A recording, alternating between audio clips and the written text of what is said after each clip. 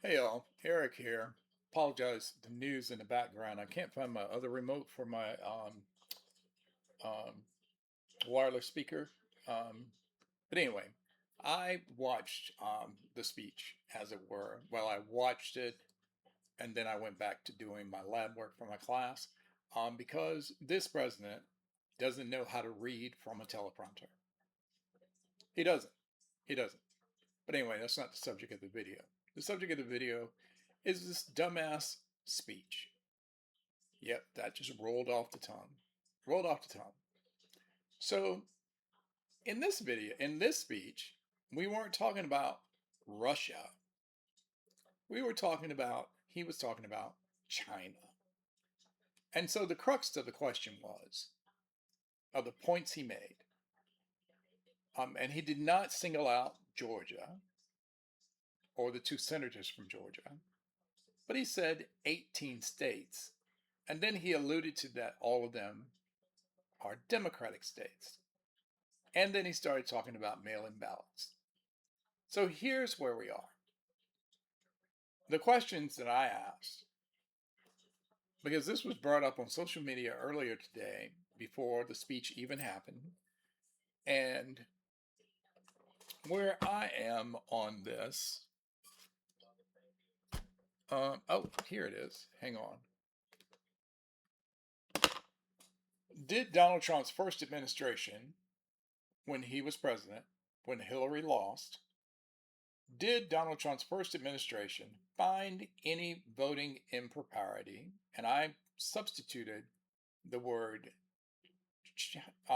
Russia for China during the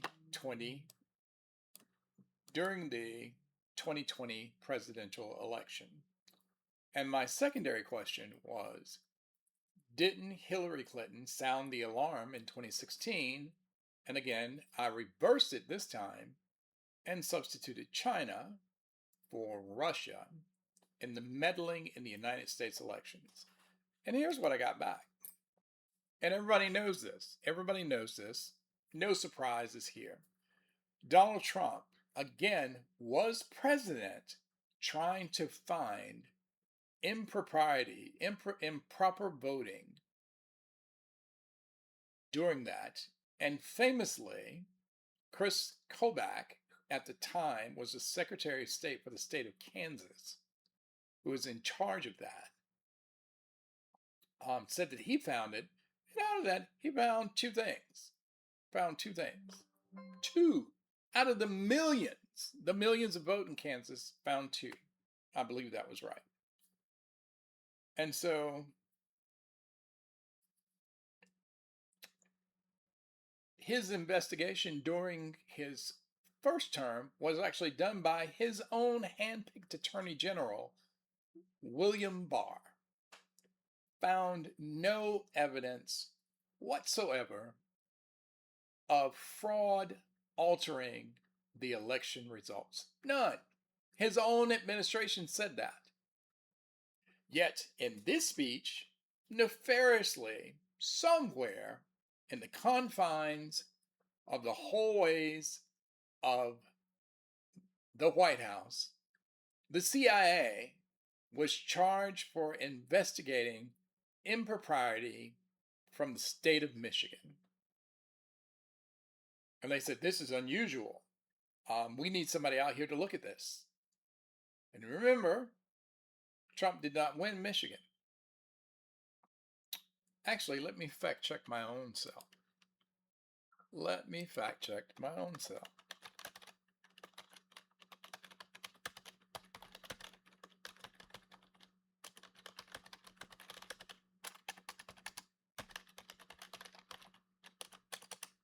Because, as Reacher says, in an investigation, facts matter.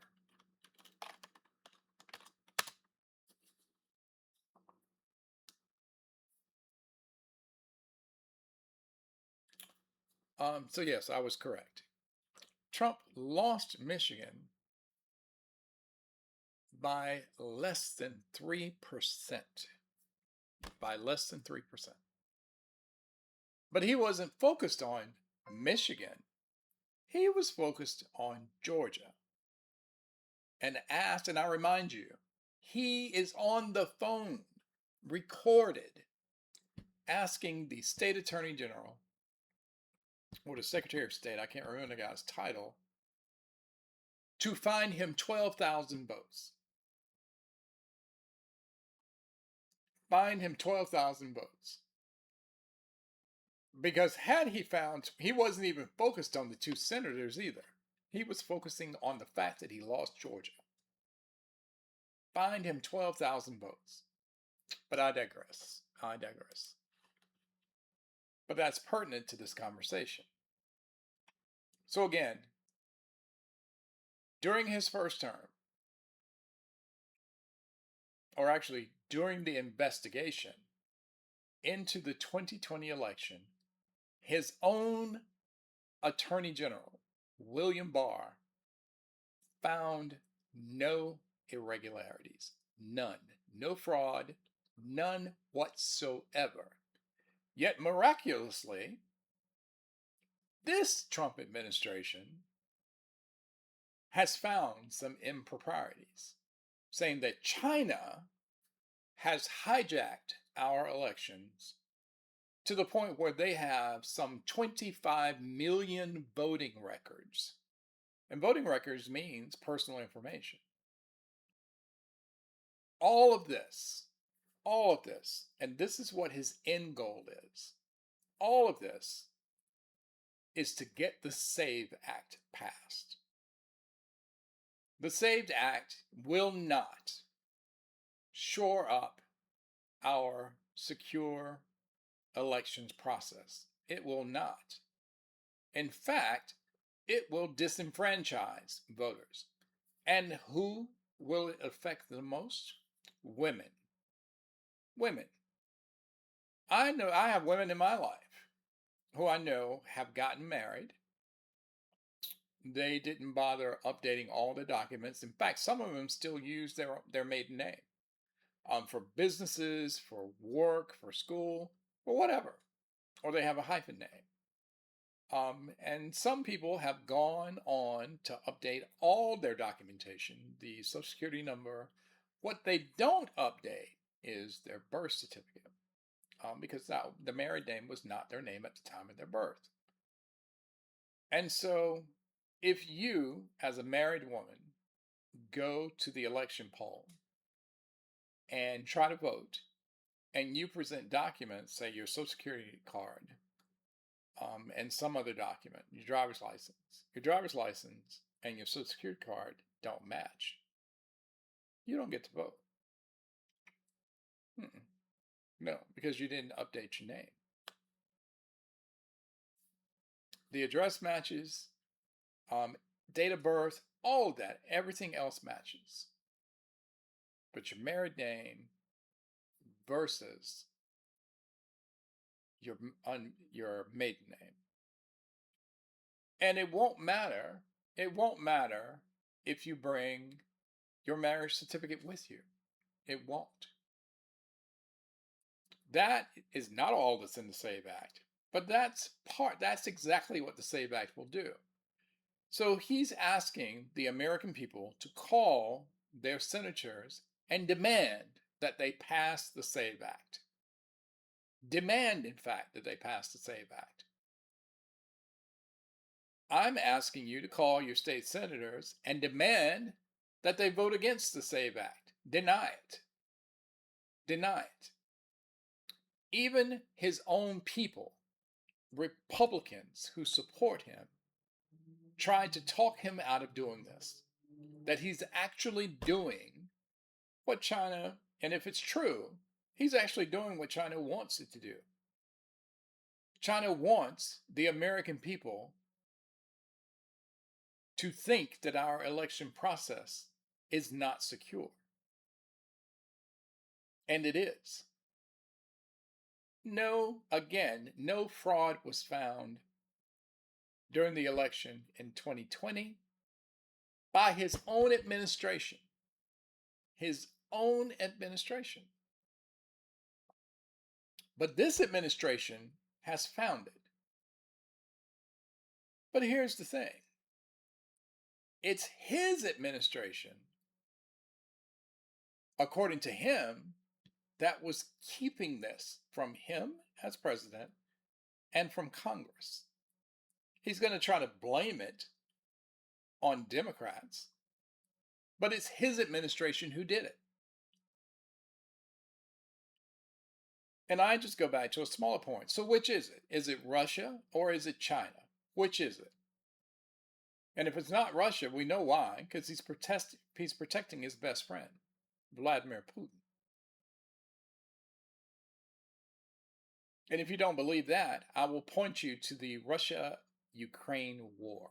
Because remember, he said on day one, he would shut that war down in 24 hours. And we are how many years into this war now? Supposed to be the president of peace. He mentions Venezuela. We all know how well that went.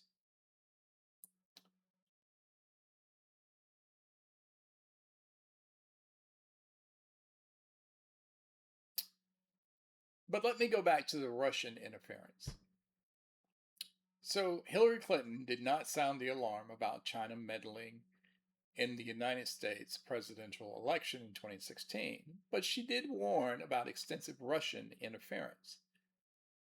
The United States intelligence community and a bipartisan Senate committee conducted that Russia did, in fact, engage in a sweeping cyber and disinformation campaign to damage not his candidacy, but her candidacy and support Donald Trump.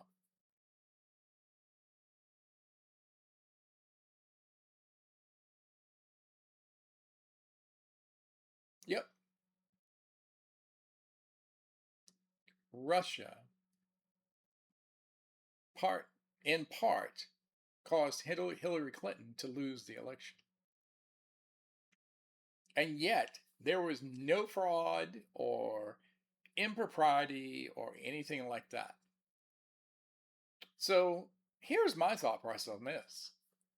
If we are going to go back 6 years and talk about the 2020 election, let's go back 12 years and talk about the 2016 election. Because by my count, Hillary Clinton should have been president then. Because the day after the election, when people had gone to bed and woke up the next day and got the sucker punched to the gut, finding out that Hillary Clinton had lost. But no, Hillary Clinton should have been president. And I can actually make an argument that Kamala Harris should currently be the president. Based on what he said in his speech tonight about voting machines and mail-in ballots. So no, the SAVE Act should not be passed. It should not.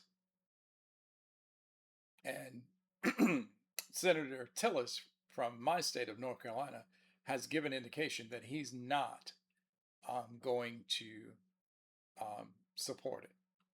Our other senator, who will be primaried and will lose the 2028 election cycle when he comes up for re-election. I know that he is going to vote yes to pass. Thom Tillis will vote no. So I urge you to call your senators and tell them to vote no. Do not pass the SAVE Act. Donald Trump is desperate. He knows that unless they pull a rabbit out of their asses, their collective asses, his regime is over this fall. The only reason that he would be doing any of this is if he thought that he was going to lose both the House and the Senate. wasn't counting on Lindsey Graham dying. And Mitch McConnell is still missing in action.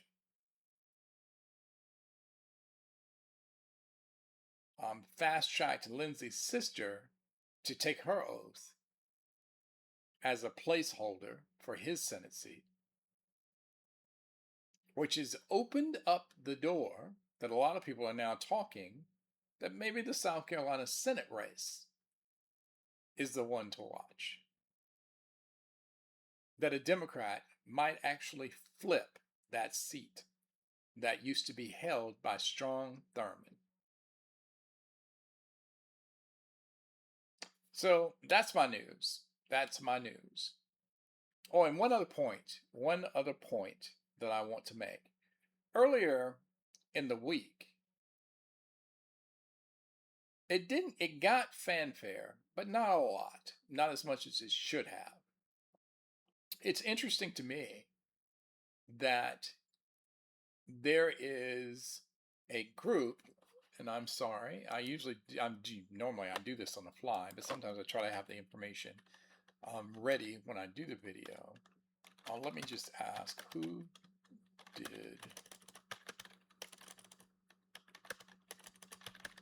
Trump fire in regards to elections this week?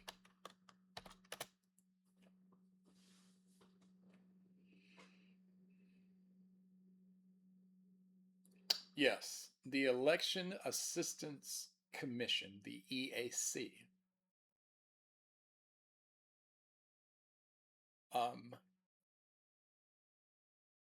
This commission, their job is regarding election integrity. And what does he do? He fired all of them. Not some, all of them. It's a bipartisan commission, so there are Democrats and Republicans on this commission, and he forced the Republican commissioner to resign. There's nobody sitting on this committee at this time. None. Which means this committee has no leadership going into the fall midterm cycle. None. And then he comes out today and does the speech. Folks, this is not rocket science. If anyone is meddling in our elections, it's Donald Trump and his administration. So I'm just going to set that right there, let you ponder it. And as I always do, remind you, elections have consequences. They do. And I also remind you that 89 million people did not vote in the 2024 election. 89 million people did not vote.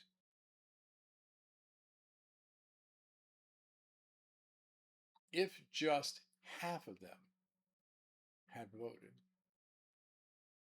not even half, if a quarter of them had voted, I probably wouldn't even be doing this video, because we would have a President Harris instead of a President Trump.